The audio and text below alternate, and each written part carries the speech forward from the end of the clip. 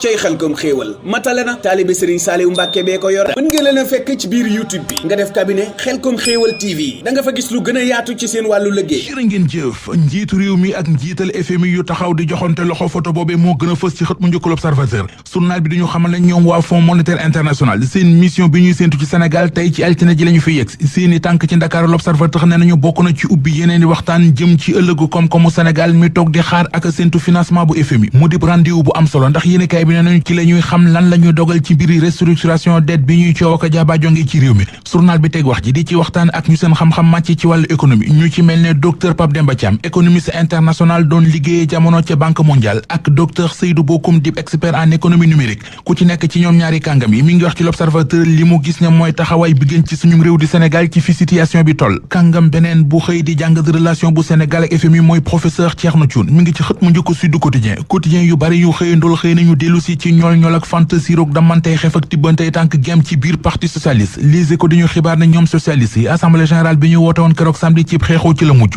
li ko waral bokk na ci ay responsable parti bi yu bëggoon a dugg ca salle bañ doon defee assemblée générale bi ñu bañ a leen dugg ga yéenekaay bi nañu loolee moo fa indi fitna ñu caxatee salle ba yàq fa matériel yu bari mujj gi Les Échos nee nañu police lañu woo ñoo mujj tasaare mbooloo ma Vox Populi nañu ñoom waa parti socialiste seen assemblée générale ba ci kër Aminata Mbengue Ndiaye mi secrétaire général lu parti bi fa lañu ko mujj yeggale Rewmi Quotidien la guerre des chefs noonu la tuddee li xew ci biir parti socialiste point actu nañu ñaare nga ci ñoo xam ne bu ñu moytul danañ leen dàqe ci biir parti bi muy Serigne Mbaye Thiam ak Alioune Ndoye Balla Moussa Fofana ministre bi ñu dénk collectivité territoriale aménagement ak développement du territoire journal Tribune mi ngi ñuy wax ne ñaari junni adjoint au maire ak ñaar fukk ak ñett yi nekk ci réew mi jox nañu ko bopp keroog samedi la woon ci Louga ba ñuy taxawal seen kuréel gi ñu duppee association des adjoints au maire du Sénégal mu doonoon ci teewaayu ministre Balla Moussa Fofana journal bi dañu jottali cant ngërëm li ñu ko fa defal yéenekaay bi nañu mbooleem adjoint au maire yi fa jël kàddu rafetlu nañu liggéeyam ak taxawaayam ci lu jëm ci dooleel nekkinu liggéeykatu collectivité locale yi lim nañu fa li ñu naan revalorisation indemnité yi indemnité session yi mu saxal ci maire yi ak reconnaissance juridique bi mu defal seen association bi rigueur am courage am ak compétence am Tribune mi ngi ñuy wax ne bokk na ci yi gënoon a fës ca ndaje ma Thierno Alassane Sall député bi borom République des valeurs ma nga jëm gendarmerie tey ci ngoon L'Observateur nañu nee na waa section recherche ñoo ko woolu ngir mu jox leen document yi mu ne moom la jëlee Espagne gaañi dañu ko soxla ci seen enquête bi ñu def ngir leeral coowal fanweeri milliards ak juróom-ñaar yi ñu wax ci Azer njiital Azer di Jean-Michel Sène L'Observateur ne nañu buusewul lu toll ne tarfatal ay ni taxaw na défier Thierno Alassane Sall ak i accusation journal lay fa mel ne ku naan ko ak Bachir Fofana mi bind ab livre ci coow li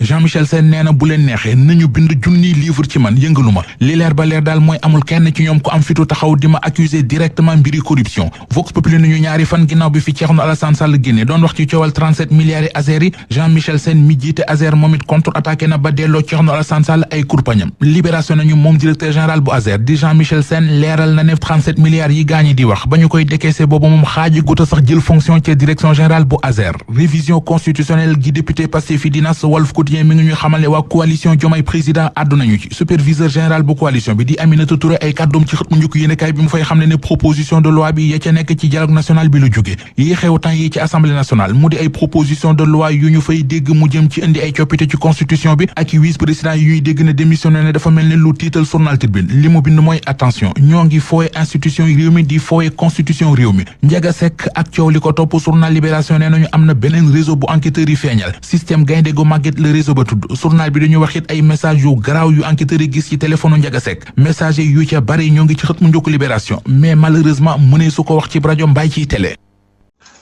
mu ngi noonu asalaamaaleykum wa rahmatullah cabinet Xelcom xéewal di yëngu ci wàllum médecine traditionnelle tey ay saabu la leen indil saabu yu baax lool yu jëm ci wàllum defaraat taar lii sab taar waaye itam dagg picc ak xam ak rek la ci aju incha allah rabbi